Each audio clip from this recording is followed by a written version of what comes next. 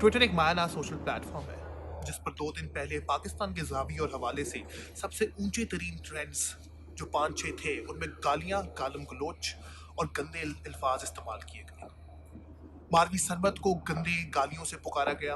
اعزاز سید اور فخر درانی کو شدید طریقے سے الزامات لگائے گئے کہ یہ رشوت خور ہیں یا یہ لفافے لیتے ہیں۔ سوال یہ ہے دوستوں کہ اگر ماروی سرمت پاکستان تحریک انصاف یا ان سے منسلک اداروں پر تنقید کرتی ہے تو کیا یہ غلط ہے؟ اگر فخر دورانی، عمران خان یا وزیر اعظم پاکستان پہ اگر ایک خبر چھاپتے ہیں، ان کی معاشرتی پالیسیوں سے ان پر تنقید کرتے ہیں تو کیا یہ آزادی صحافت کی نشانی نہیں؟ یہ ٹویٹس 5 یا 6 یا 100 یا 1500 کی تعداد میں نہیں تھی، یہ 15,000 16,000 کی تعداد میں ٹویٹس کی گئی جن میں گالیاں تھیں، جن میں گندے الفاظوں کا استعمال تھا، جن میں ان ٹرمینالوجی کا چناؤ تھا جس کو سن کر آپ کے رونگٹے کھڑے ہوتے۔ اگر کسی کو یہ وہم ہے کہ یہ ویل کنسٹرکٹڈ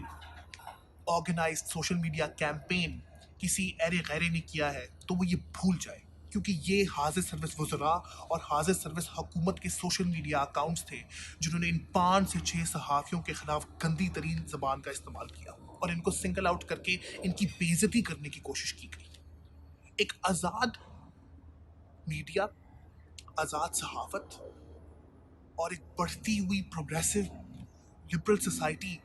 کی عکاسی ہے کہ حاضر سروس حکومت پر یا اس کے وزیر اعظم پر یا ان کے وزراء پر تنقید کی جائے،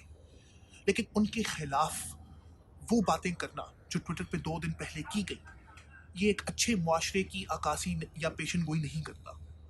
میری درخواست ہے ان تمام سوشل میڈیا اکاؤنٹ یوزر سے جو فیک ہیں یا فیک نہیں ہے، میری درخواست ہے ان تمام سوشل میڈیا پلیٹ فارم سے جو ان اکاؤنٹس کو فیول کرتے ہیں کہ خوددارہ ان لوگوں کو اذیت مت پہنچائیں جو حکومت کو تنقید کرتے ہیں،